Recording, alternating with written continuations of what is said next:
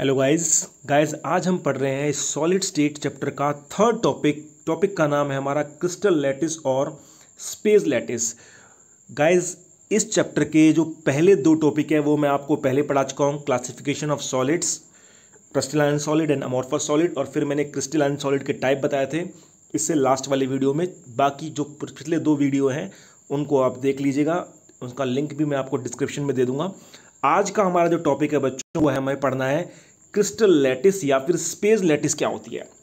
बच्चों अगर हम किसी भी सॉलिड चीज़ का, जैसे कि हमारी बोन होती है, अगर हम उसको अंदर से देखना चाहते हैं तो हमें उसका एक्सरे लेना होता है।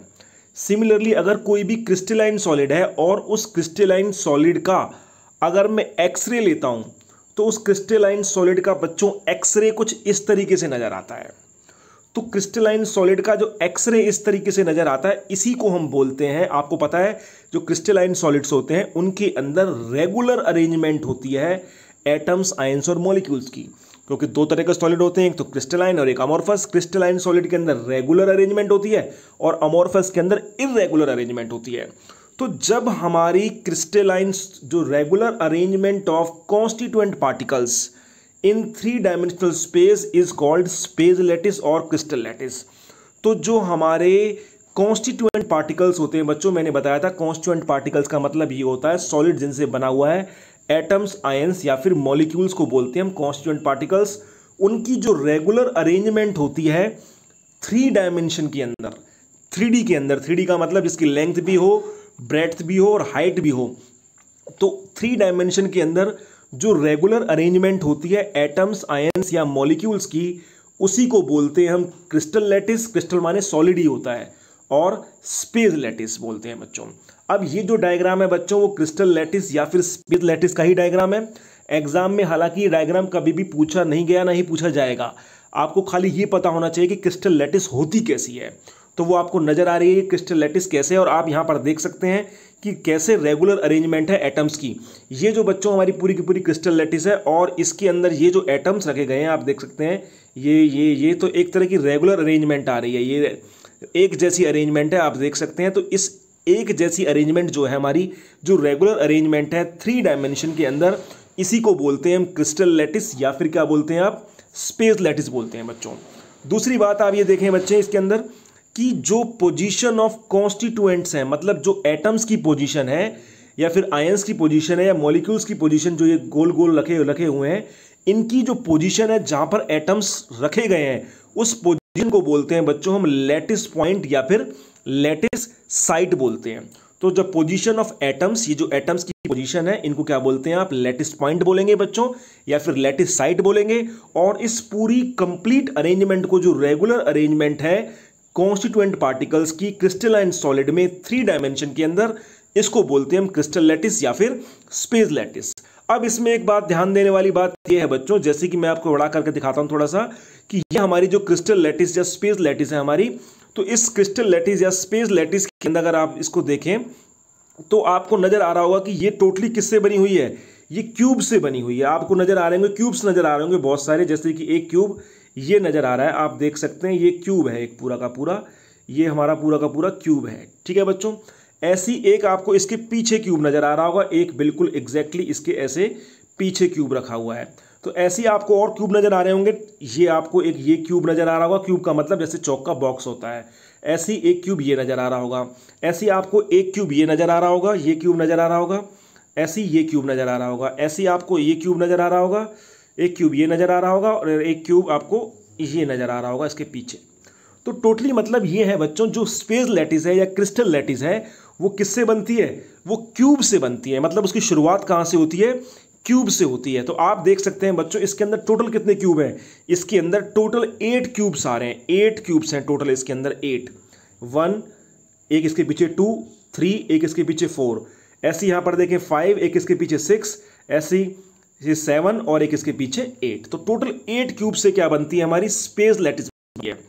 तो इसका मतलब ये हुआ बच्चों, जो इसका एक क्यूब है उस एक क्यूब को क्या बोलते हैं आप, उस एक क्यूब को बोलते हैं बच्चों हम, जैसे ये हमारा एक क्यूब नजर आ रहा है हमारा, इस एक क्यूब को हम बोलते हैं यूनिट सेल, इसको बोलते हैं यूनिट सेल। क्योंकि आपको पता है बच्चों जैसे जैसे हम यूनिट सेल के पीछे एक क्यूब के पीछे एक और क्यूब लगाएंगे, उसके साइड में एक और क्यूब लगाएंगे, उसके एक और पीछे क्यूब लगाएंगे, नीचे क्यूब लगाएंगे, उसके पीछे क्यूब लगाएंगे, तो टोटल 8 क्यूब्स कंबाइन होकर क्या बन जाएगी, हमारी स्पेस लैटिस बन जाएगी। मतलब पूरा का पूरा क्रिस्टलाइन सॉलिड बन जाएगा।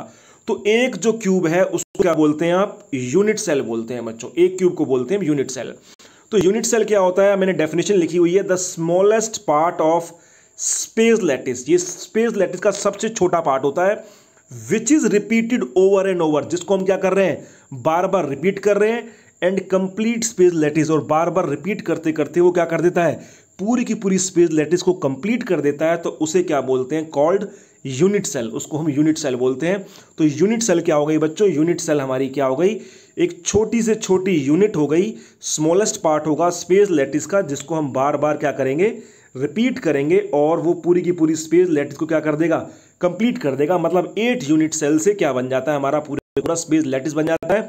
तो यूनिट सेल जब भी बात आए तो आपका मतलब समझ जाना, यूनिट सेल का मतलब किसकी बात हो रही है, एक क्यूब की बात हो रही है। ठीक है बच्चों, तो इसका मतलब यूनिट सेल हमारी क्या हो गई, एक क्यूब हो गई, जिसको बार बार रिपीट करें और हमारी क्या मिल जाए, हमें कंप्लीट स्पेस लैटिस मिल जाए। उसके बाद बच्चों आप इसको थोड़ा ऐसे भी समझ सकते हैं कि जैसे हमारे घर के अंदर एक रूम होता है, उस रूम को तो हमने बोल दिया, जैसे ये हमारा रूम हो गया, रूम को हमने यूनिट सेल बोल दिया। तो आप पता है कि रूम के साथ एक रूम और लगाएंगे, साइड में एक रूम आ सकता है, कहीं भी लेफ्ट में रूम आ सकता है, बेसमेंट में भी रूम आ सकता है, और छत पे भी एक रूम आ सकता है। तो कहने का मतलब रूम के साथ रूम लगाते चले जाएंगे, रूम के ऊपर रूम लगाते चले जाएंगे। तो हमारा जो एक रूम है, एक रूम तो हमारा हो गया यूनिट सेल, एक रूम को बोल दिया हमने यूनिट सेल। और पूरी की पूरा जो घर बन गया, पूरी की पूरी जो बिल्डिंग बन गई, उसको बोल देते हैं हम स्पेस लैटिस। तो ये डिफरेंस है बच्चों यूनिट सेल में और स्पेस लैटिस में। एक छोटा सा रूम यूनिट सेल, और पूरी की पूरी बिल्डिंग, पूरा का पूरा घर क्या हो गया, स्पेस लैटिस। हम कह सकते हैं जैसे फ्लैट बने होते हैं, बहुत बड़ी बिल्डिंग होती है, एक फ्लैट तो हमारा हो गया यूनिट सेल, और फ्लैट के ऊपर फ्लैट, फ्लैट के ऊपर फ्लैट, बहुत सारे फ्लैट बन के जो पूरी की पूरी बिल्डिंग बन गई, वो क्या हो गई, स्पेस लैटिस हो गई। ठीक है बच्चों, तो यूनिट सेल का मतलब आप समझ रहे होंगे कि एक क्यूब की बात हो रही है। अब आपको ये पता होना चाहिए बच्चों, जो यूनिट सेल होती है, मैं आपको यूनिट सेल बना के दिखाता हूं। ये मान लो हमारी यूनिट सेल है, यूनिट सेल का मतलब एक क्यूब है हमारा, ये हमारी यूनिट सेल है। यूनिट सेल आप बना सकते हैं इजीली। ठीक है बच्चों, अब यूनिट सेल के कॉर्नर कितने होते हैं ये आपको पता है, याद रहने चाहिए। कॉर्नर आप देख सकते हैं, मैंने लिखा हुआ है कॉर्नर होते हैं 8। आप देख सकते हैं यूनिट सेल के कॉर्नर 8 कैसे हैं, 1 2 3 4 5 6 7 8। तो यूनिट सेल के कितने कॉर्नर होते हैं बच्चों, आपको पता होने चाहिए, 8 कॉर्नर्स होते हैं। और आप देखें, अगर आप अपने रूम में देखेंगे तो रूम के भी आपको 8 कोने नजर आएंगे, 4 कोने नीचे नजर आएंगे और 4 कोने ऊपर नजर आएंगे। तो रूम के भी 8 कोने होते हैं और यूनिट सेल के भी 8 कोने, मतलब 8 कॉर्नर्स होते हैं। ठीक है बच्चों, उसके बाद बात आती है फेसेस की। फेज की बात हो रही है, तो फेज कितने होते हैं यूनिट सेल के, 6 होते हैं बच्चों। आप देख सकते हैं कैसे 6 होते हैं फेज, आप दिखाता हूं मैं आपको। जैसे कि एक फेज तो ये हो गया हमारा, एक फेज तो ये हो गया 1, एक फेज ये हो गया 2, एक फेज ये हो गया 3, एक फेज ये हो गया 4।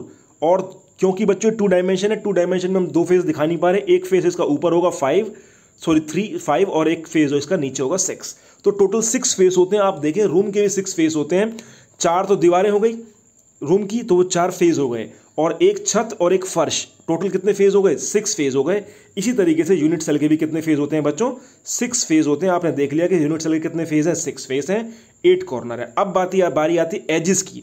एजिस का मतलब उसकी भुजाएं कितनी हैं, तो आप देख सकते हैं बच्चों यूनिट सेल की एजिस कितनी होंगी, 12 होंगी, 12 एजिस होंगी। कैसे होंगी आप देख सकते हैं, इसकी एजिस काउंट कर लीजिए, 1 2 3 4 5 6 7 8 9 10 11 और ये 12, टोटल 12 एजिस होंगी। आप देख सकते हैं यूनिट सेल बनाए आप, तो यूनिट सेल की बच्चों ये अगर आप काउंट करेंगे, ये अगर आप एजिस काउंट करेंगे 1 2 3 4, ऐसे ही 5 6 7 8 9 10 11 और ये 12, टोटल 12 एजिस होती हैं यूनिट सेल की। और आप देखेंगे अगर अपने रूम के अंदर, तो रूम के अंदर भी आपको 12 एजिस नजर आएंगे, जो 4 तो ऊपर भुजाएं होंगी जो कोनों को मिला रही होंगी, कॉर्नर्स को मिला रही होंगी, 4 ही नीचे होंगी जो फर्श के कोनों को मिला रही होंगी, और 4 हमारी फर्श और छत को मिलाने वाली भुजाएं हो गई।